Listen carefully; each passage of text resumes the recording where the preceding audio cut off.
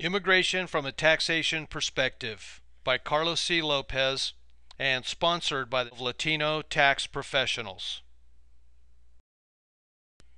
Our role as a tax practitioner involves dealing with taxpayers from three basic perspectives. Confidant.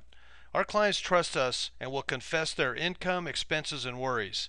A thorough interview technique is a must in our business. Counselor. Our clients look to us for counsel. For example, should I buy a house? What happens when I sell my home? What kind of small business should I start? Should I start an IRA? Tax professional. This is the actual filling out of tax forms.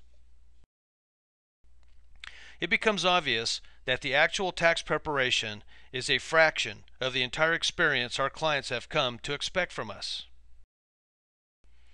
We have a voluntary tax reporting system in the United States.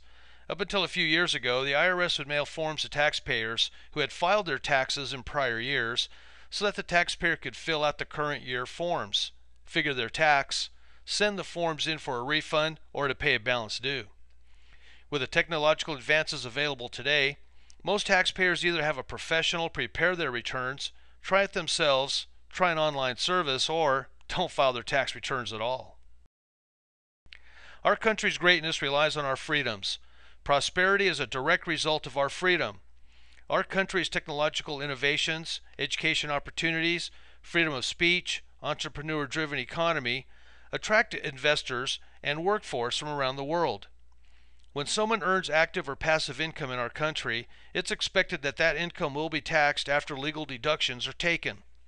The question then arises, how does that person or entity report the income and deductions if they don't have a valid Social Security number or taxpayer identification number?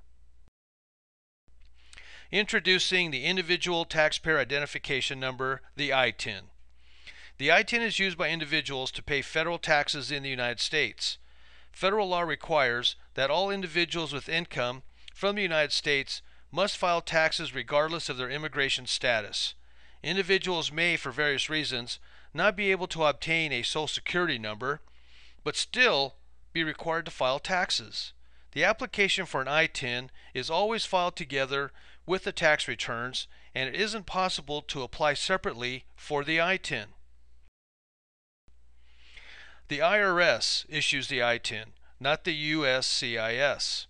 Information on the ITIN applications is not shared with the United States Custom and Immigration Service.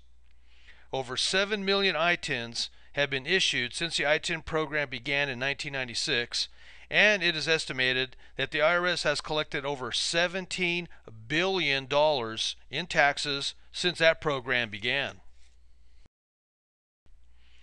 Two of the most important reasons to obtain an ITIN are if you are required to file a U.S. tax return and you file because you're claiming a refund. There are several advantages to obtain an ITIN. You may get a cash refund on your tax returns. You have proof that you have lived in the United States. You have proof that you have good moral character. You establish whether you are married or not.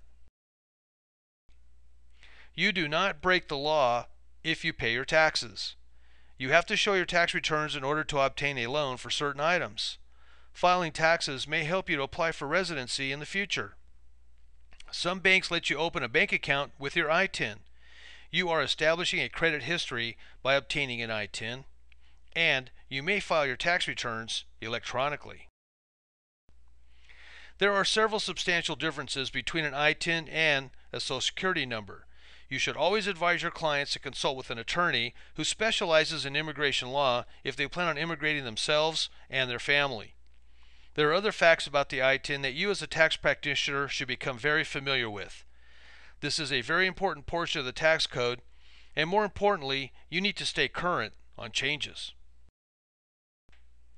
In a country where today's natives are yesterday's immigrants, and where change is practically a national religion, patriotism can seem old-fashioned or obsolete.